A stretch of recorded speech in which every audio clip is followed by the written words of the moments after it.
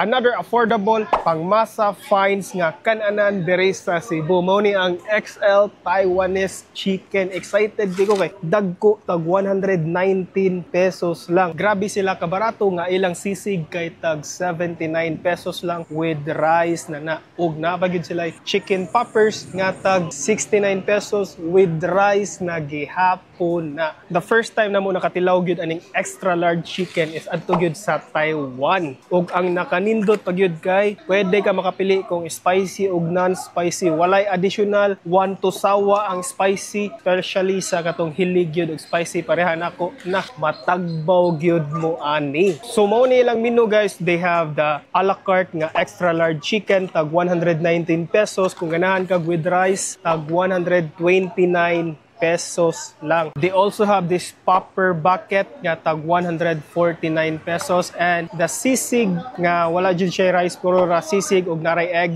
tag 149 pesos lang. All the chicken meals comes with free dipping sauce pero pili ra kag usa ni ha. Naay sriracha, naay gravy ug nasay buffalo. So this is the first bite. Excited kay ko mo tilaw kay nakatilaw jud ko sa extra large dito sa Taiwan which is mao ni ang concept nila. Alright. Humok siya.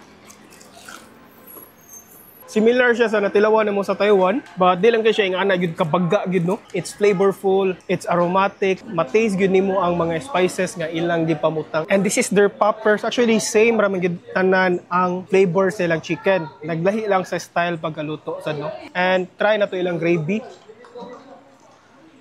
Gana ko silang flavor sa gravy diri. And this one, the affordable sisig nga tag 79 pesos lang with rice. Kumbati na. It's perfect ini pang estudyante, pang masa gyud kayo. I-try ninyo XL Taiwanese chicken. Naara ni sila sa EDCH Food Park at Bangra sa Southwestern Medical Center, Buyon ra sa 7-Eleven.